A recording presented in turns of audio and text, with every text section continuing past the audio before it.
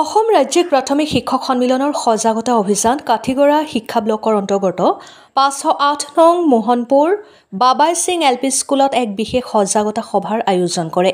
বিদ্যালয়খনৰ ছাত্ৰ-ছাত্ৰীৰ লগতে অঞ্চলটোৰ বিশিষ্ট ব্যক্তি আৰু মহিলাসকলক লৈ সজাগতা অভিযান কৰা হৈছে। কাঠিগড়া শিক্ষাখণ্ডৰ সংমণ্ডল বিষয়া ৰাজেশ চক্ৰৱৰ্তীয়ে ভাষণৰ জৰিয়তে কয় যে জলবায়ুৰ ভাৰসাম্য ৰক্ষাৰ বাবে আমি গছপুলি ৰোপণ কৰিব লাগিব। দীৰ্ঘদিন ধৰি উৎকৃষ্ট গৰম আৰু বৰষুণ হোৱাৰ বাবে জলবায়ুৰ ভাৰসাম্য হেৰুৱাই পেলাইছে।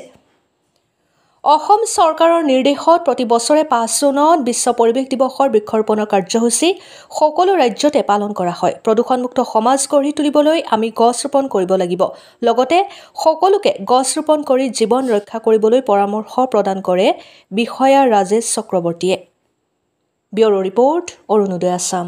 মূল কারণ হচ্ছে আমাদের জলবায়ুর ভারসাম্য হারিয়ে গেছে এবং এইটার ভারসাম্য বজায় রাখতে পারে একমাত্রই গাছপালা। আমরা যদি সুন্দরভাবে গাছপালা রোপণ করি, সেইটাকে বাড়ার জন্য সুন্দরভাবে আমরা যত্ন নেই, তখন সেইটাই আমাদেরকে জলবায়ুর ভারসাম্যতা বজায় রাখতে সাহায্য করবে। আমরা বিশ্ব পরিবেশ দিবস 5 জুন উদযাপন করি। তৎসঙ্গেও গত বছর থেকে আমাদের মাননীয় আসাম সরকার বৃক্ষরোপণ উপলক্ষে প্রোগ্রাম করছেন। এই বছরও আমরা প্রত্যেকটা স্কুলে বৃক্ষরোপণ করেছি। কিন্তু বৃক্ষরোপণ করলেই শুধু হবে না, একটা বৃক্ষকে আমরা যদি বাঁচিয়ে না রাখতে পারি তখন সেইটার কোনো মূল্য থাকে না। আমরা সবাই শপথ নিতে হবে, আজকের এই প্রোগ্রামকে উপলক্ষ করে আমরা সবাই শপথ নিতে হবে যে আমরা হয়তো একটা গাছ লাগালাম, হয়তো এই গাছটা আমাদের স্মৃতি হয়ে থাকবে। এই স্কুলে বা আমার বাড়িতে আমার বা যে কোনো জায়গায় আমি একটা যদি গাছ লাগাই, সেইটা যে সময় বড় হয়ে আমাকে ছায়া দিবে, আমাকে ফল ফসল দিবে, ধরে নিলাম ফল দিলই না, কিন্তু যে ছায়াটা দিবে সেই ছায়াটা অনেক সাহায্য করবে।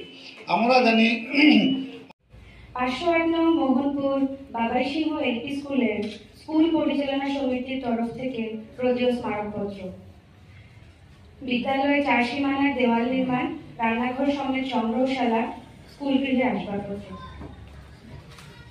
আমাদের স্কুল ব্যস্ততম কালাইন শিলচর সড়কের একদম কাছাকাছি, ফলত গাড়ির নিয়মিত চলাচলের ফলে যে কোনো সময়ে দুর্ঘটনা ঘটার সম্ভাবনা থেকে যায়। ধুলোবালির কারণেও নানা অসুবিধা হয়। তাছাড়াও স্কুলের নিকটে একটি পরিত্যক্ত পুকুর এবং নিকটবর্তী অঞ্চলে একটি বাজারও আছে।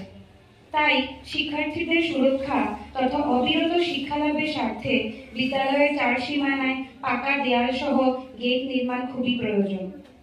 বিদ্যালয়ে রান্নাঘর তথা সংগ্রহশালা না থাকায় ছাত্রছাত্রীদের মধ্যাহ্ন ভোজনের রান্নার কাজ শ্রেণীকক্ষেই চলছে। যে কোনো সময় বিপদ ঘটারও সম্ভাবনা আছে। তাই বিদ্যালয়ের জন্য একটি রান্নাঘর সমেত সংগ্রহশালা বরাদ্দ করার অনুরোধ জানাই। মহাশয়, বিদ্যালয়ে কমান্ড সহ 6টা ততটা শ্রেণীকক্ষ এবং প্রয়োজনীয় আসবাবপত্র নাই, যার ফলে শিক্ষক শিক্ষিকাবৃন্দ গুণগত শিক্ষা প্রদানে নিয়মিত অসুবিধার সম্মুখীন হয়।